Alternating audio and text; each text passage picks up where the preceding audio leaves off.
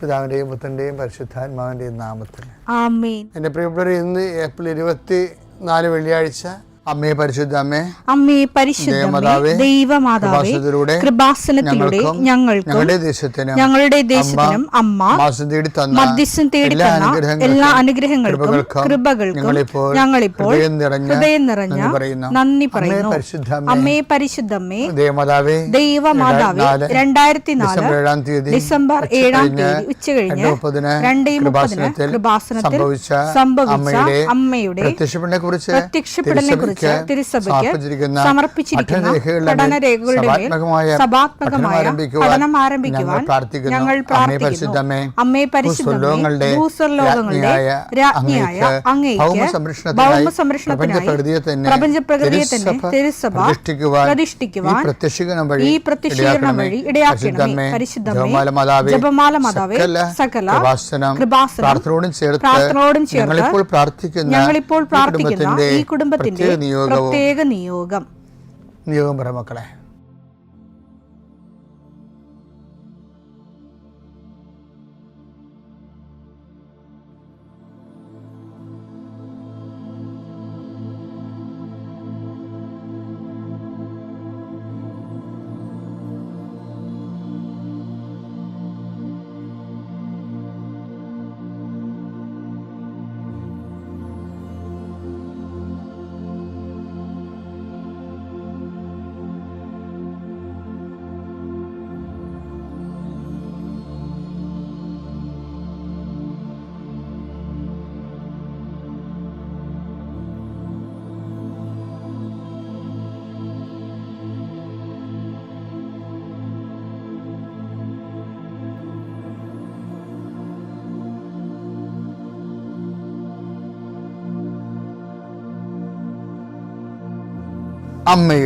അമ്മയുടെ പ്രത്യക്ഷീകരണത്തിന്റെ ഈ അനുഗ്രഹവേളയിൽ ഞങ്ങൾക്ക് സാധിച്ചു തരുവാൻ കനിയണമേ.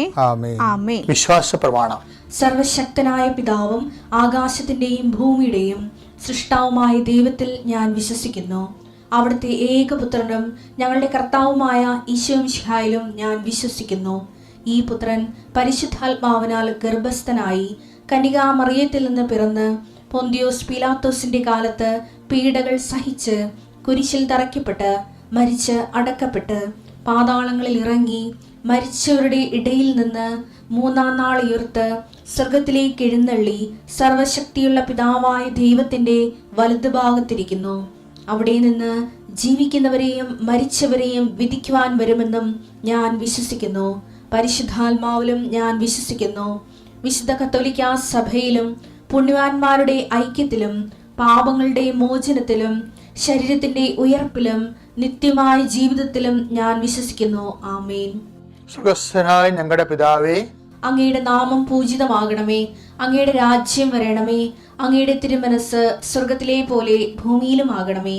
അന്നു വേണ്ടുന്ന ആഹാരം ഇന്ന് ഞങ്ങൾക്ക് തരണമേ.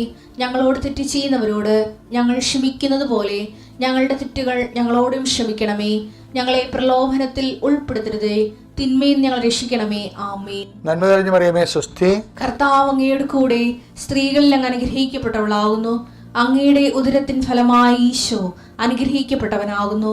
പരിശുദ്ധ മറിയമേ, തമ്പുരാന്റെ അമ്മേ, പാപികളായ ഞങ്ങൾക്ക് വേണ്ടി ഇപ്പോഴും ഞങ്ങളുടെ മരണസമയത്തും തമ്പുരാനോട് അപേക്ഷിക്കണമേ. ആമേൻ. കർത്താവേ, നിന്റെ ഉന്നതമായ നാമത്തിന് സ്തോത്രം ചെയ്യും. കർത്താവേ, നിന്റെ വിശുദ്ധ പൗരോഹിത്യത്തെ മഹത്വപ്പെടുത്തണമേ. കർത്താവെ, സഭയിലുള്ള സാന്നിധ്യം പ്രകടമാക്കണമേ. 40 വർഷം ഞാൻ അർപ്പിച്ച കൃപാന്റെ യുഗതിയാണ്. കൃപാസ്ഥാനത്താറെ ജീവനോടെ പ്രത്യക്ഷപ്പെട്ട മാതാവിൻ്റെ മാധ്യസ്ഥ രോഗികൾ, പീഡിതരെ, മാനസിക സംഘർഷം അനുഭവിക്കുന്നവരെ, ഡിപ്രഷൻ അനുഭവിക്കുന്നവരെ, മരുന്ന് കഴിച്ചിട്ട് ഉറക്കം മൂടുകയും ശരീരം തൂക്കം വെക്കുകയും ചെയ്യുന്നതല്ലാതെ പ്രത്യേകിച്ച് പ്രയോജനമൊന്നും ഇല്ലാതെ ഡിപ്രഷൻ കൊണ്ട് വേദനിച്ച് ജീവിക്കുന്ന ആൾക്കാരെ കർത്താവേ, നീ അവരെ തൊടണമെന്ന് പ്രാർത്ഥിക്കുന്നു.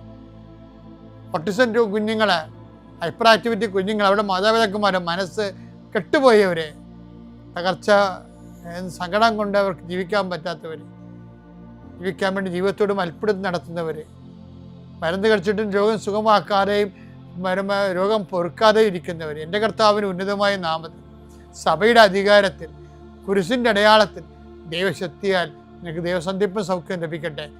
പിതാവും പുത്രനും പരിശുദ്ധാത്മാവായ സർവ്വേശ്വര എന്നേക്കും ആമേൻ. എൻ്റെ പ്രിയപ്പെട്ടവരെ, ഞാൻ ഈ കഴിഞ്ഞ ദിവസങ്ങളിലേ വെറുതെ ഒരു കുസൃതി ചിന്ത എൻ്റെ മനസ്സിൽ വന്നു. കുസൃതിയല്ല, അത് ഒരു സയൻറ്റിഫിക് തോട്ടാണ്. ചില എന്തുകൊണ്ടാണ് ഈ മൺസൂണില്ലേ, കഴിഞ്ഞ ദിവസങ്ങളിൽ ഒരു ഭയങ്കര മഴയും കാറ്റും ഉണ്ടായിരുന്നു.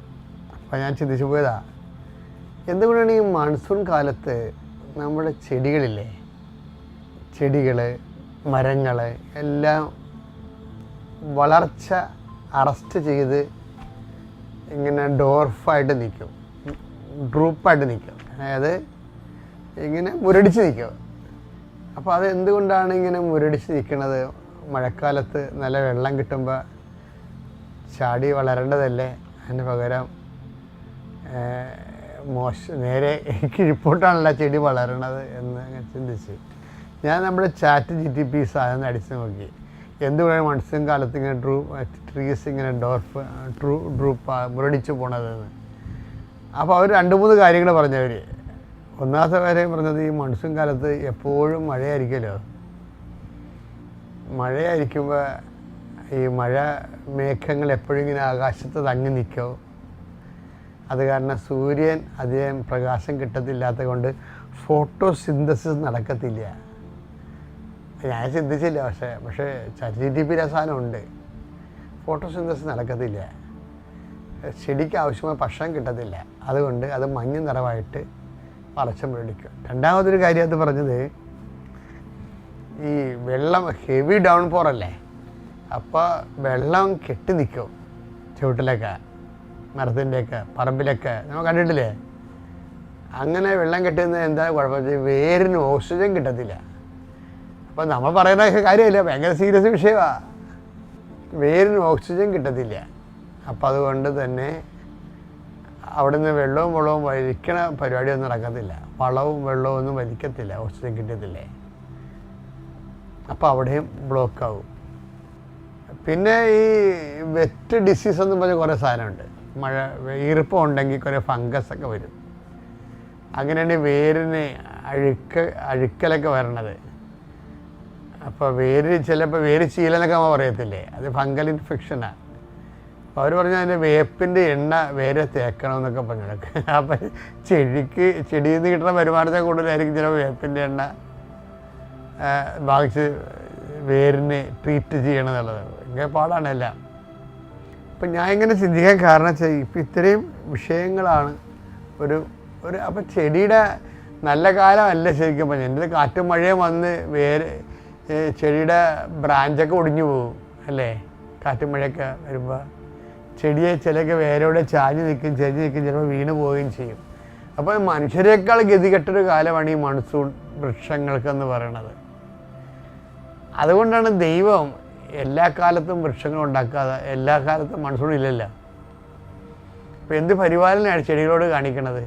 എല്ലാ കാലത്തും മൺസൂൺ ഉണ്ടാകത്തെങ്കിൽ മരങ്ങളുണ്ടാകത്തില്ല, നമ്മൾ മരുഭൂമിയായി പോയേനെ. അപ്പം അതുപോലെ തന്നെയാണ് വേദനകളും എല്ലാ കാലത്തൊന്നും ഉണ്ടാകത്തില്ല, അതെപ്പോഴും ഓർത്തേക്കണം. അതുകൊണ്ടാണ് കഴിഞ്ഞ ദിവസം നമ്മൾ കണ്ടില്ലേ, തിരഞ്ഞെടുക്കപ്പെട്ടവരെ പ്രതി ദൈവം സമയം ചുരുക്കിയെന്ന് പറഞ്ഞിട്ടില്ലേ. അതാണ് ആ വേദന ചുരുക്കാൻ കാര്യം, നിലനിൽക്കാൻ പറ്റത്തില്ല. മത്തായി 24:22 ആ ദിവസങ്ങൾ പരിമിതപ്പെടുത്തിയില്ലായിരുന്നെങ്കിൽ, മൺസൂൺ കാലമേ പരിമിതപ്പെടുത്തിയില്ലായിരുന്നെങ്കിൽ ഒരുവനും രക്ഷപ്പെടുകയില്ല. മരങ്ങളൊന്നും നിലക്കത്തില്ല, മനുഷ്യൻ നിലക്കത്തില്ല, എല്ലാം മരുഭൂമിയായി പോകും.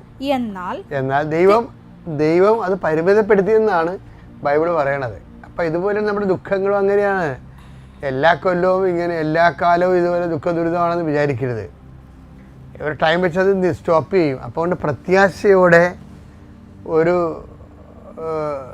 മഴയില്ലാത്ത കാലത്തെക്കുറിച്ച് നമ്മൾ പ്രത്യാശ കൊണ്ട് പ്രാർത്ഥിച്ച് മുന്നേറണമെന്ന് കൂടി ഇതിലർത്ഥമുണ്ട്. പിന്നെ കൂടാതെ ഇതിനകത്ത് വരുന്ന വിഷയമേ ഈ സോയിലിൻ്റെയൊക്കെ വളമില്ലേ, വളമൊക്കെ വെള്ളത്തിൽ കലങ്ങി ഒലിച്ചു പോകും. അതിങ്ങനെ ഒരു വളം ഉണ്ടെങ്കിൽ തന്നെ, വളം ചുവട്ടിലുണ്ടെങ്കിൽ തന്നെ മൺസൂൺ വരുമ്പോൾ അത് ഒലിച്ചു പോകും. ഒലിച്ച് വല്ല പറമ്പിലും പോവും, ചിലപ്പോൾ വല്ല തോട്ടിലും പോയി ഒഴുകിപ്പോകും, വേസ്റ്റായി പോകും, ആർക്കും യൂസ് ആകത്തില്ല.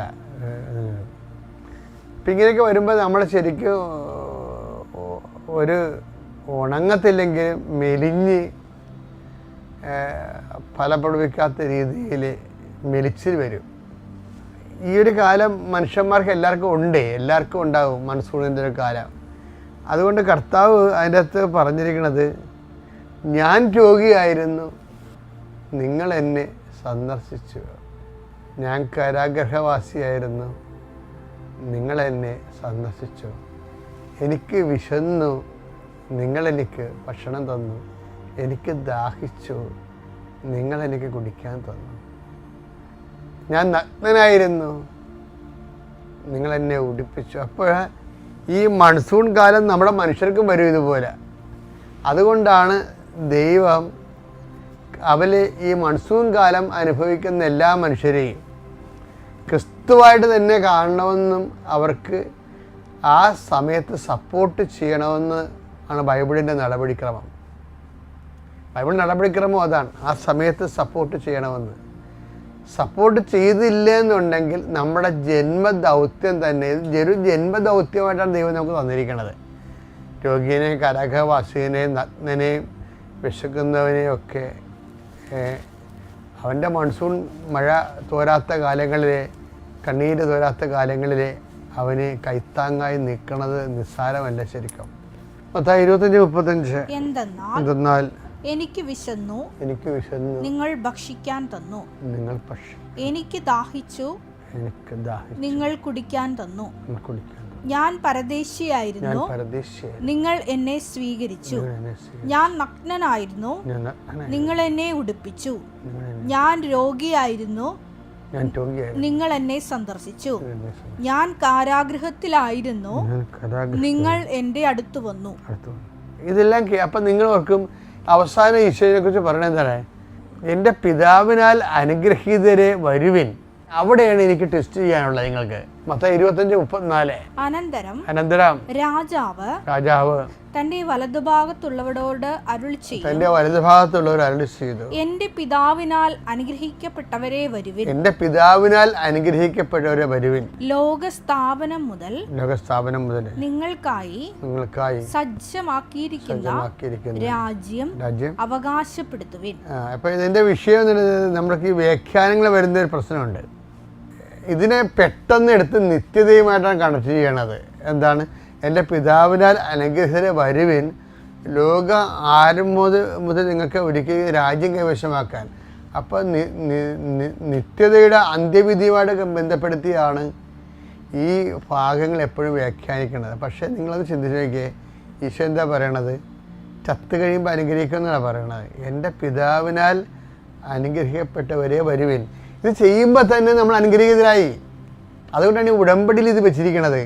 ഇപ്പം നിങ്ങളെ മക്കളുടെ കല്യാണം നടക്കണില്ല, ജപ്തി നടപടിയാണ്, പറമ്പിന് വിസ പുതുക്കി കിട്ടണില്ല എന്നൊക്കെ പറഞ്ഞ് വരുമ്പോൾ ഞങ്ങൾ നിങ്ങളോട് ഉടമ്പടി പ്രകാരം എന്താ പറയണത്? നിങ്ങൾ രോഗികളെ പോയി കാണണം, അവരെ കുളിപ്പിക്കണം, അവർക്ക് പൈസ കൊടുക്കണം, നിങ്ങളുടെ വരുമാനം ഭക്ഷണമായിട്ടും സമ്പത്തായിട്ടൊരു പങ്കുവെക്കണം എന്ന് പറയുമ്പോൾ എന്താ സംഭവം? അതിനകത്തൊരു ഓഫർ കിടക്കുന്നുണ്ട്. എന്താണ്? അങ്ങനെ ചെയ്യുമ്പോൾ എക്സ്ട്രാ ബ്ലെസ്സിങ്സ് വരുന്നുണ്ട്. അത് ചത്ത് കഴിയുമ്പോൾ വിധിയാളനായിട്ട് കിട്ടണം മാത്രമല്ല, അത് ആ ഒരൊറ്റ നടപടിക്രമം കൊണ്ട് നമ്മൾ അത് അപ്പം തന്നെ ബ്ലെസ്ഡ് ആകുകയാണ്.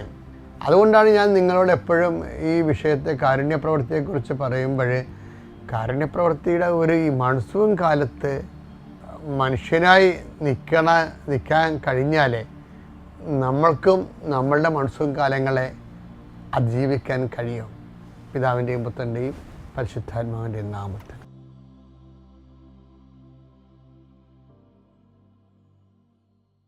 അത്യപൂർവ ദൈവാനുഭവങ്ങൾ ഇനി നിങ്ങൾക്കും സ്വന്തം. ഈ യൂട്യൂബ് ചാനൽ ഇതുവരെ സബ്സ്ക്രൈബ് ചെയ്തിട്ടില്ലെങ്കിൽ ഇപ്പോൾ തന്നെ സബ്സ്ക്രൈബ് ചെയ്യുക. ഈ വീഡിയോ ഇപ്പോൾ തന്നെ നിങ്ങളുടെ സുഹൃത്തുക്കൾക്ക് ഷെയർ ചെയ്തുകൊണ്ട് കർത്താവിൻ്റെ പ്രേക്ഷിതരാകുക.